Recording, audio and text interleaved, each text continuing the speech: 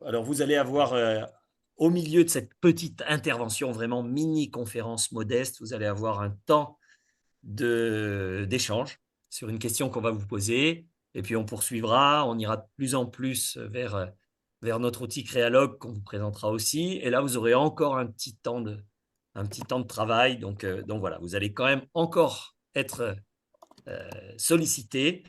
Mais ce petit temps-là, consacré à une sorte de mini-conférence que j'avais déjà réalisée dans un temps express une première fois en 10 minutes.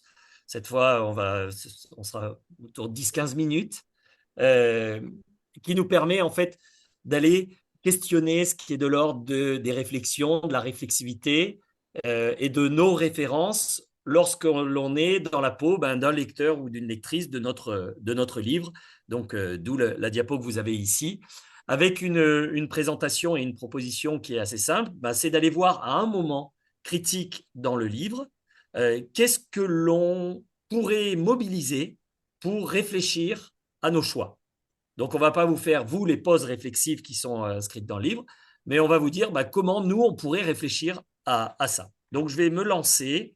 Je considère que le timing démarre maintenant. Pour une petite remise en contexte, Camille, le héros, l'héroïne, vous-même, puisque quand vous êtes lecteur, vous êtes dans la peau de Camille, vous accompagnez une équipe enseignante qui veut travailler sur les questions de la relation aux parents. Et à un moment du livre, il y a une séance d'analyse de pratique. Et dans cette séance d'analyse de pratique, c'est Lorraine qui témoigne comme deux autres personnages de son souhait de partager sa pratique. Et puis, au moment où elle commence à s'exprimer, eh bien, Lorraine ne s'arrête plus. Et elle part de sa pratique. Et alors qu'on lui demandait juste de dire si elle voulait ou non exposer, eh bien, elle se met à parler longuement et à déborder largement de tous les cadres qui ont été posés. Quand elle déborde, eh bien, Camille se dit que c'est pas facile d'intervenir parce qu'il y a des enjeux qui sont multiples. Et donc, Camille, elle a deux choix, mais il y en a d'autres, hein. Mais là, elle a deux choix qui sont proposés dans le livre et qui donnent lieu à des parcours. C'est est-ce que j'interviens ou est-ce que je n'interviens pas? Est-ce que je décide d'interrompre Lorraine ou non? À partir de là, le lecteur, il va mobiliser un certain nombre de connaissances, un certain nombre d'expériences. Il va devoir arbitrer, devoir choisir. Et ce qu'on vous propose là, dans cette mini-conférence, c'est d'aller voir comment on pourrait étayer ces choix. Alors, ça va aller relativement vite. Si vous avez envie d'avoir le support, on vous le communiquera à l'issue de la séance. On enregistrera aussi, donc vous pourrez revenir dessus. Mais je vais aller relativement vite parce que ce qui nous intéresse, c'est pas l'analyse experte, mais c'est d'aller voir tous les territoires des réflexions qu'on pourrait explorer. Et puis vous verrez que ça sera une première matière qui nous permettra d'aller vers notre autre objet de réunion d'aujourd'hui.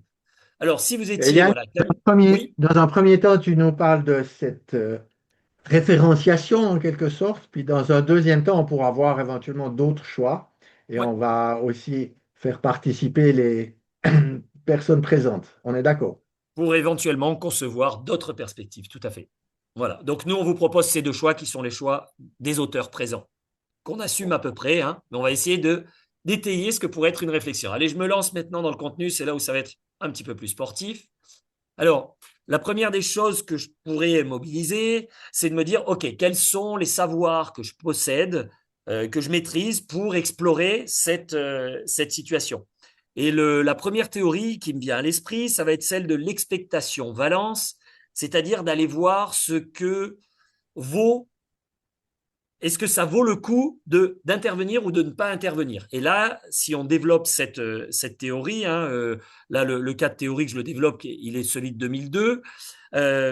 L'expectation valence, c'est-à-dire savoir si ça vaut le coup de faire ou non, ça se développe autour de quatre paramètres. L'importance de bien faire, c'est-à-dire je veux bien faire, donc il va falloir que je choisisse quelque chose qui correspond à ce principe. Le deuxième, c'est pas seulement je veux bien faire, c'est je veux être utile. C'est-à-dire qu'il faut que ma régulation soit efficace. La troisième, c'est quelle est la valeur intrinsèque par rapport au plaisir. Et donc là, est-ce que ça peut m'apporter du plaisir supplémentaire? Et puis la dernière chose, c'est faire, ça a un coût. Ça va avoir un coût cognitif, éventuellement un coût temporel. Donc je mets tout ça dans la balance et je prends cette théorie et j'essaye de l'appliquer à ce qui se passe ici. Et je me dis, tiens, quelle est l'expectation valence pour Lorraine? Ben, Lorraine, elle, pour comprendre pourquoi elle parle, peut-être qu'elle a un souhait de partager. Mais le risque qui est son corollaire, c'est de perdre l'écoute. C'est-à-dire que si on ne l'écoute plus, alors elle ne partage plus. Donc, dans la balance, là, de est-ce que ça vaut le coup, ben, on va réfléchir entre cette idée de partage et de perte. Et puis pour Camille, il y a dans la balance l'idée de reconnaître Lorraine dans ce qu'elle dit, dans sa position, dans son partage, mais il y a aussi le risque de perdre le contrôle de la séance par rapport à tout le reste de l'équipe qui est en train d'écouter Lorraine, qui normalement aurait dû dire une phrase, et puis elle en est à 4-5 minutes de prise de parole en mode solo. Donc ça serait une première théorie que je peux mobiliser et qui va commencer à éclairer mon choix. Et puis, je peux aussi aller chercher, alors dans mes cours, hein, là, c'est quelque chose, moi, dans mes cours, dans ma formation initiale, on travaille en psychosocial sur les dynamiques de groupe, avec deux angles que je vais pouvoir utiliser, la question du leadership. Et là, vous voyez que j'ai fait une flèche qui va vers perdre le contrôle de la séance. Donc, perdre le contrôle de la séance en termes de leadership, ça veut dire quoi? Est-ce que ça veut dire que tous les leaderships tombent? Est-ce que ça veut dire que Lorraine récupère du leadership? Est-ce qu'on a une perte de leadership positive pour pouvoir continuer? Donc, il y a des problèmes qui se posent. Et puis, j'avais dans ma formation, c'était il y a longtemps, hein, j'avais un prof qui, lui, était très âgé. Donc, en fait, il faisait référence à de très vieilles théories. Et dans les théories qu'il nous proposait, il y avait celle de Moreno, qui avait proposé les premiers sociogrammes. Alors ça, c'était assez intéressant, hein, je vais vous en présenter un après. Donc, ces théories qui ont été appliquées plutôt dans les années 50, 60, mais qui sont nées dans les années 30. Donc, et dans ce sociogramme, qu'est-ce qu'on pourrait voir? Ben, que l'intensité d'échange, elle est peut-être faible là, puisqu'il n'y a que Lorraine qui parle. Et puis en face, s'il y a un type d'interaction, s'il y a un type d'écoute, là, je vais pouvoir aller vers d'autres références. Les niveaux d'écoute chez Charmer, est-ce qu'on est sur une écoute basique, factuelle, empathique, générative? Ou alors je vais aller du côté de Rogers et je vais aller voir qu'est-ce qui est de l'ordre de l'accueil, de la centration sur l'autre plus que sur le contenu, du respect de la parole de l'autre, de l'effet miroir. Donc je vais aller mobiliser chez Rogers un certain nombre d'éléments qui vont peut-être me donner plus d'indicateurs sur ce qui se passe dans ce sociogramme. Parce que dans le sociogramme, si je poursuis, alors ça c'est le modèle théorique hein, du sociogramme, vous avez des interlocuteurs dont la taille grossit en fonction du nombre d'interactions qu'ils ont avec les autres, et ça donne ce qu'on appelle du coup un sociogramme, où on a des fois l'identification de personnes en périphérie, des fois l'identification de personnes relais, des fois l'identification de ce qu'on appelle des leaders positifs parce que toutes les flèches vont vers eux. Donc, je vais utiliser ça et je vais essayer de l'appliquer à Lorraine, qui, vous le voyez, prend une très grande place parce qu'elle aimait beaucoup de choses. Mais je peux me poser la question de me dire, mais si elle aimait des choses, est-ce qu'il se passe quelque chose en retour de la part des participants? Vous voyez qu'il y a une flèche, trois axes pour Lorraine, mais en retour, qu'est-ce qui se passe là? Est-ce que les autres, finalement, il y a quelque chose qui est de l'ordre de l'interaction avec Lorraine? Et donc, je vais interroger hein, cette dynamique donc à partir d'un sociogramme, hein, c'est voilà, un vieux modèle, mais qui me semble assez intéressant ici pour éclairer le choix potentiel quand je suis dans la peau de Camille pour avancer. Alors je poursuis un petit peu, et là je vais mobiliser un autre cadre théorique, qui est un cadre issu, alors vous le connaissez pour la plupart, des travaux de Marc et de Jurg sur la coopération. Donc ça c'est un cadre plus empirique, qui n'a pas donné lieu à de la recherche expérimentale, mais qui s'est prouvé par la pratique que ça nous permettait de donner une lisibilité aux choses. Et donc, je vais m'interpeller ici, être interpellé en me disant, d'accord, mais selon le niveau d'écoute qu'il y a, selon l'intérêt pour chacun du type de contenu qu'aborde Lorraine, comment est-ce que je vais faire pour maintenir l'implication de tous? Et là, ça va interroger à double niveau la question, d'un côté, du sens et de l'autre de la relation. Et vous voyez que par rapport aux faces du tétraèdre, je vais commencer à me dire que mon entrée, c'est l'implication de tous parce que c'est ma problématique en tant que Camille pour réguler et pour animer. Mais ça interroge deux autres facettes potentielles du tétraèdre. Un, est-ce que la relation est impactée? Est-ce qu'on perd la confiance parce que Lorraine a fait une transgression implicite? Et deux, est-ce que le sens est encore présent ici? Est-ce qu'il est partagé? par rapport à ce qui est en train de se dérouler. Est-ce que Lorraine, son débordement, sa transgression et le contenu qu'elle aborde fait encore sens pour tout le monde? Et je peux aussi interroger le sens de la relation. Et cette fois, je vais me doter de deux autres indicateurs. Est-ce que ceux qui écoutent Lorraine sont en empathie, c'est-à-dire en se disant « et si j'étais à sa place », mais sans jamais oublier que je ne suis pas à sa place? Ça, c'est plutôt le concept d'empathie, de déplacement que va proposer Rogers. Ou est-ce que je suis plutôt dans ce que travaille un petit peu Jorland autour du concept de sympathie, qui est de dire j'adopte le pathos de l'autre. C'est-à-dire que dans la sympathie, en fait, je pars dans son pathos. Ici, en l'occurrence, Lorraine, elle fait part de quelque chose qui la touche beaucoup. Elle a un très grand stress par rapport à ce qu'elle dit. Elle parle vite, elle dit énormément de choses parce que la situation qu'elle aborde la touche énormément. Est-ce que les autres, finalement, la relation est maintenue par empathie ou sympathie? Et dans le cas où il n'y a pas de relation, quel est le sens qui est en train de se développer ici? Donc vous voyez que là, j'utilise un deuxième modèle théorique pour penser mon idée.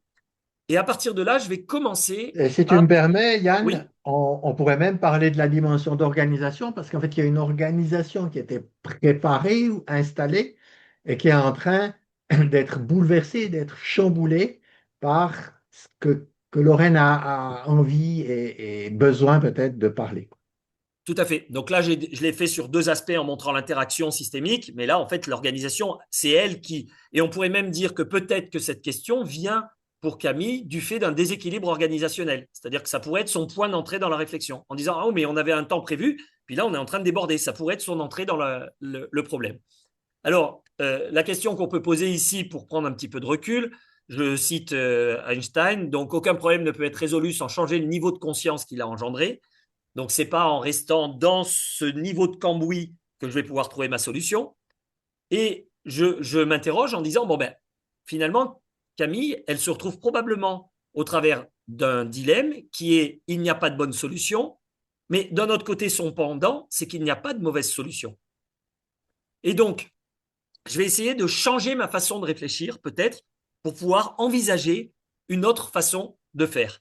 Et donc là, un éclairage potentiel, je vous ai mis ici le produit et le processus. Quand on est chez Václavic, par exemple, ou Bateson, c'est qu'on va pouvoir peut-être ne plus se centrer sur les produits, mais centrer sur comment j'arrive vers des produits. Et donc d'inclure un petit peu plus d'incertitude et de complexité. Donc, le premier niveau pourrait être ici de changer de perspective. Donc, avec un niveau 1 qui est de dire, OK, quels sont les enjeux? Tout à l'heure, j'en ai abordé quelques-uns. Je vais les déplier un petit peu plus. Pour Lorraine et les participants, il y a peut-être d'être reconnu, et je peux être reconnu même quand j'écoute quelqu'un, et de trouver un intérêt. Pour Camille, il y a maintenir l'implication de tous, garantir une éthique de l'altérité, c'est-à-dire un maintien de la possibilité de garder le principe d'enrichissement par l'autre et avec l'autre. Et puis, dernier enjeu peut-être pour Camille, garder une partie du leadership. Le changement de niveau, la façon de réfléchir, c'est ce qui va peut-être ici m'interroger. Et c'est là où les théories de Bateson et de Václavic sont assez intéressantes de ce point de vue. C'est de penser ces éléments non plus comme étant forcément quelque chose de négatif, mais c'est de m'interroger en cherchant à voir si ce n'est pas une sorte de dialectique ici ou de dialogie, c'est-à-dire avec deux facettes qui seraient opposées et dans lesquelles je vais pouvoir avoir un éclairage différent sur chacune des facettes. Et donc, la question qui va se poser ici, finalement, est-ce que le débordement de Lorraine, est-ce que c'est une opportunité pour Camille ou est-ce que c'est une contrainte? Jusqu'à là, je vous ai dit qu'on avait été sur la réflexion, c'est-à-dire qu'on s'est doté d'outils, des outils conceptuels, qu'on a mis en perspective, on a pris plusieurs angles pour pouvoir penser ça. Alors volontairement, je suis allé, je vous ai dit, tiens, un élément qui est empirique avec la modélisation de Mark et Jung, un élément qui va être issu d'une vieille théorie scientifique, expérimentale, et puis des approches cliniques. Donc voilà, on a plein d'éléments qui se sont mêlés. Et là, je vous propose en fait de faire un tout petit saut euh, pas qualitatif au sens de c'est mieux, mais parce que la qualité du contenu diffère un peu, c'est d'aller voir, on était sur de la réflexion, et d'aller voir ce qui s'ouvre du point de vue réflexif à partir de cette situation. Et donc, je fais émerger une problématique ici, qu'on a vue dans le chat. Est-ce que finalement, je suis sur un accompagnement individuel, là, qui devient une priorité, où je vais pouvoir accompagner chacun, dont Lorraine, ou je vais donner une priorité à Lorraine dans une logique d'accompagnement individuel, ou est-ce que je vais privilégier un accompagnement collectif, c'est-à-dire du groupe, et éventuellement avec une dimension supplémentaire qui devient celle du co-accompagnement, c'est-à-dire une opportunité, comme vous l'avez évoqué dans le chat, une opportunité finalement pour le groupe de devenir accompagnant chacun de chacun, et donc peut-être de procéder à quelque chose qui va donner une métacompétence dans le champ du co-accompagnement. Mais tout cela va être filtré par, finalement, ce que je suis, moi, quand je suis Camille. Et donc, la première des grandes sphères qu'on peut interroger de façon un peu plus introspective, hein, ça va être de partir de ce que je crois. Et ici, Camille, elle pourrait avoir comme type d'intrant, donc de déterminant de sa façon de régler ce dilemme et de voir une opportunité ou de contrainte, de s'interroger sur la confiance qu'elle a dans le pouvoir d'agir des individus et des collectifs. Si elle a plus de confiance dans les individus, ben elle va peut-être avoir une régulation où elle va garder son leadership et qui va être régulateur directement. Mais si elle va sur le pouvoir d'agir des collectifs, ben peut-être qu'elle va remettre la responsabilité au groupe de faire de la régulation. Et ce n'est pas un ou, mais ça peut être un et, c'est-à-dire qu'elle peut développer du confiance dans le pouvoir d'agir de chacun, dont Lorraine, mais aussi du collectif en partageant la responsabilité. Donc il va y avoir des transactions en fonction de ce que sont mes croyances.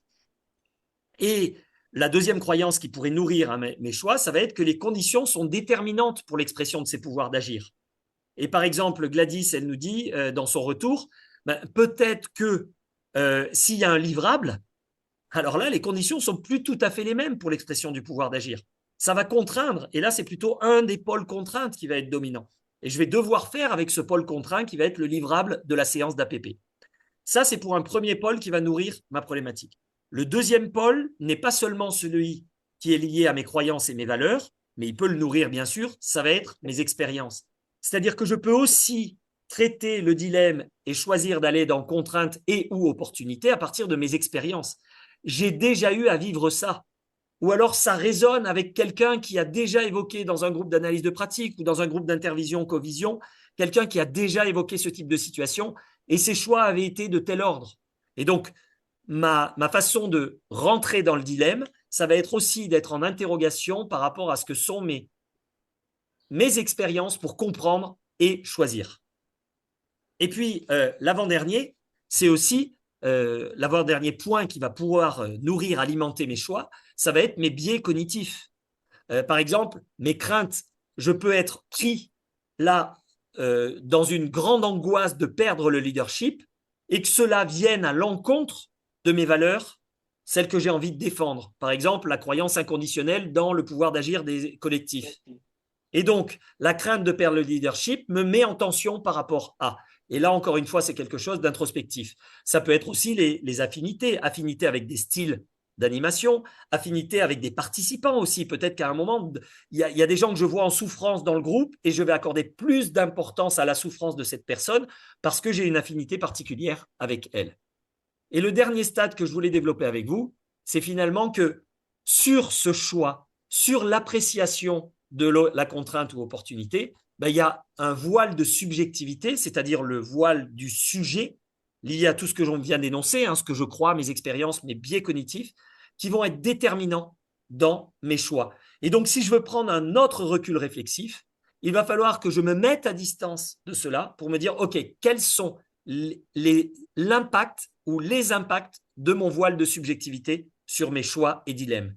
Et tout ça, d'autant plus qu'il n'y a pas de bonne solution, il n'y a pas de mauvaise solution, tout simplement parce que, vous le voyez en bas, j'ai sorti quelques éléments qui peuvent nous le montrer. Hein.